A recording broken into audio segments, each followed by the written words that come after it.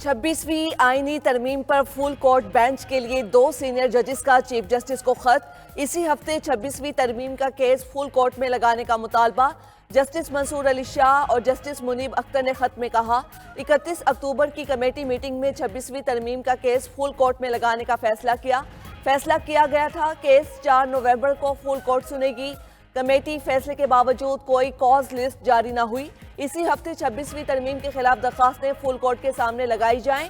दोनों जजेस की 31 अक्टूबर के मीटिंग मिनट्स रजिस्ट्रार को वेबसाइट पर जारी करने की हिदायत। चीफ जस्टिस पाकिस्तान की जेर सदारत जुडिशियल कमीशन का पहला इजलास आज 2 बजे होगा। आईनी बेंचेस की तश्कील से मुतल्लिक पेशरफ्त मुतवक्के। जुडिशियल कमीशन के सेक्रेटरीएट के क़याम का भी फैसला होगा। Chief justice Yahya Afridi 13 रुकनी judicial commission के सरबराह होंगे। जस्टिस मंसूर अली शाह और जस्टिस मुनीब अख्तर बतौर मेंबर शामिल होंगे। जस्टिस अमीनुद्दीन बतौर मेंबर शरीक होंगे।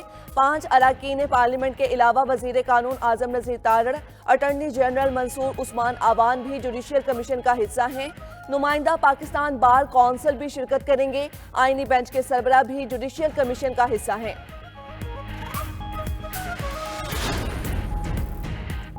सर्विसेज चीफ्स की मुद्दत मुलाजमत 3 साल से बढ़ाकर 5 साल करने का बिल मंजूर। सुप्रीम कोर्ट जजेस की तादाद 17 से बढ़ाकर 34 कर दी गई। इस्लामाबाद हाई कोर्ट के जजेस की तादाद भी 9 से बढ़ाकर 12 कर दी गई। हुकूमत की तूफानी कानून साजी। एक ही दिन में कौमी असम्बली और सेनेट से 6 बिल्स मंजूर करवा लिए। पाकिस्तान आर्मी, एयरफोर्स और नेवी एक्ट तरमीमी बिल्स मंजूर। बिल्स के तहत आर्मी चीफ की मुद्दत मुलाजमत 5 साल होगी। जनरल की रिटायरमेंट के कवायद का इतलाक आर्मी चीफ पर नहीं होगा।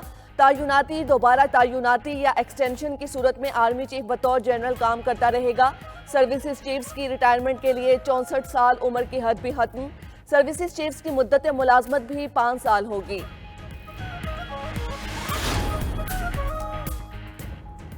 जजेस की तादाद बढ़ाने का बिल भी कौमी असम्बली में कसरत राय से मंजूर हुआ। प्रैक्टिस एंड प्रोसीजर तरमीमी बिल और इस्लामाबाद हाई कोर्ट एक्ट में तरमीम का बिल भी मंजूर।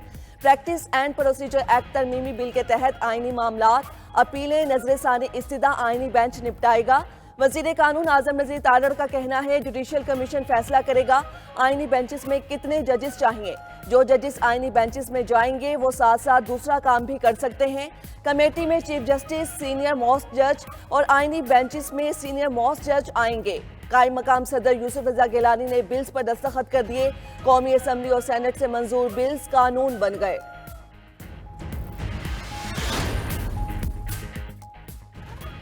सुपर पावर अमेरिका की सदारत के लिए चुनाव का दिन आ गया। बाकायदा वोटिंग शुरू होने में चंद घंटे बाकी। इंतखाबात की तैयारियां मुकम्मल। सदर के लिए 5 उम्मीदवार मैदान में। डेमोक्रेट और रिपब्लिकन पार्टी में कांटे का मुकाबला। मौजूदा नायब सदर कामला हैरिस और साबिक सदर डोनाल्ड ट्रंप मद्दे मुकाबिल। कबल अज वोटिंग में कामला हैरिस आगे, ट्रंप पीछे।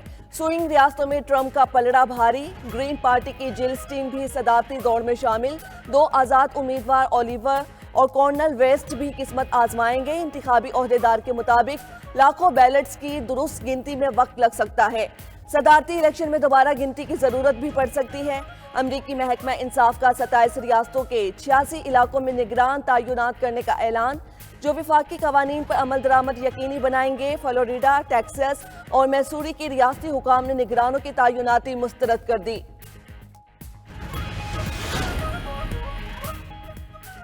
कामला हैरिस ने हालात बिगाड़े, मैं सुधारूंगा। रिपब्लिकन उम्मीदवार डोनाल्ड ट्रंप के शिमाली कैरोलिना और पेंसिल्वेनिया में जलसे। कहा, बाइडन इंतजामिया ने लाखों गैर कानूनी तारकीन को अमेरिका आने की इजाज़त दी। तारकीन वतन ने हमारे शहरियों को कत्ल किया। मुंतखब होने पर गैर कानूनी तारकीन वतन की आमद रोकूंगा। मैक्सिको भी अमेरिका में तारकीन वतन के दाखिले का जिम्मेदार है। मैक्सिको ने मुजरिमों को ना रोका तो उनकी मसनूआत पर 50% टैरिफ आयद कर दूंगा। डोनाल्ड ट्रंप ने पेंसिल्वेनिया में अपनी इंतखाबी मुहिम मुकम्मल की। डेमोक्रेट सदारती उम्मीदवार कामला हैरिस ने भी अपनी इंतखाबी मुहिम का इख्तिताम पेंसिल्वेनिया में किया। इंतखाबी रैलियों से खिताब में ट्रंप पर तनकीद। कहा, अमेरिका ट्रंप के दौर से आगे बढ़ने के लिए तैयार है। वोट डालते वक्त कम्युनिटी की तामीर के बारे में सोचें। हमें अपने मुल्क से प्यार है और हम अपने बेहतरीन इंतखाब के लिए लड़ रहे हैं।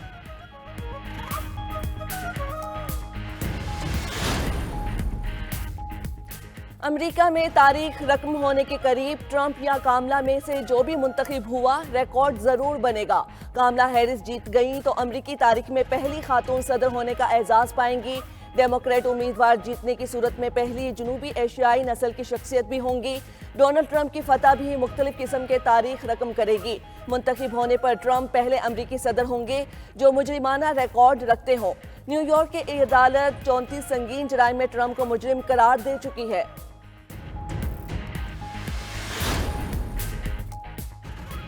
باغوں کے شہر کی فضا بدستور مضر صحت آلودہ ترین شہروں میں لاہور آج پھر سر فہرست۔ Air quality index 562 record. زہریلے دھوئیں کے باعث سانس لینا محال، آنکھوں میں بھی جلن۔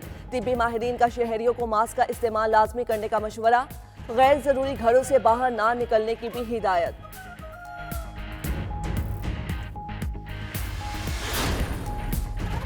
جنوبی وزیرستان میں نامعلوم افراد کا گاڑی پر حملہ۔ پولیس کے مطابق حملے میں پولیس اہلکار سمیت 3 افراد شہید۔ پولیس نے علاقے کو گھیرے میں لے لیا، ملزمان کی تلاش جاری۔ حملہ علاقہ وانا اعظم وڈسک روڈ دزا غونڈوئی کے مقام پر ہوا۔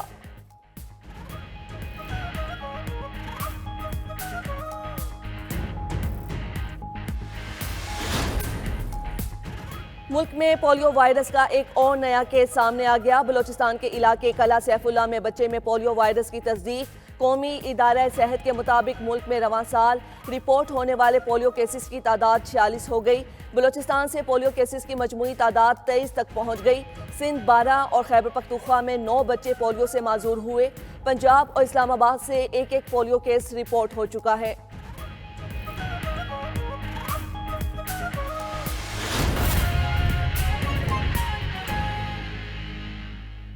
سپریم کورٹ میں جسٹس منصور علی شاہ، جسٹس منیب اختر کی پریکٹس پروسیجر کمیٹی میٹنگ کے منٹس منظر عام پر آ گئے۔ چیف جسٹس یحییٰ آفریدی کے بغیر ججز میٹنگ جسٹس منیب اختر چیمبر میں ہوئی۔ میٹنگ منٹس چیف جسٹس یحییٰ آفریدی نے مطلع کرنے کے باوجود کمیٹی کا اجلاس نہیں بلایا۔ آپ کو بتا رہے ہیں کہ منٹس معاملہ فوری نوعیت کا ہونے کی وجہ سے جسٹس منیب اختر چیمبر میں کمیٹی کا اجلاس بلایا گیا۔ اس حوالے سے مزید جانتے ہیں اپنے نمائندے سے۔ عقیل افضل ہمارے ساتھ موجود ہیں۔ جی عقیل افضل بتائیے گا۔ جی بالکل، سپریم کورٹ آف پاکستان کے دونوں معزز ججز کی جانب سے چیف جسٹس آف پاکستان کی کو لکھا گیا خط منظر عام پر آیا ہے، جس میں یہ کہا گیا ہے کہ 31 اکتوبر کو آپ کو بذریعہ تحریری طور پر یہ درخواست کی گئی کہ 26ویں آئینی ترمیم کا معاملہ انتہائی اہم ہے، اس پر کمیٹی کا اجلاس بلایا جائے اور 26ویں آئینی ترمیم سے متعلق درخواستوں کو سماعت کے لیے مقرر کیا جائے۔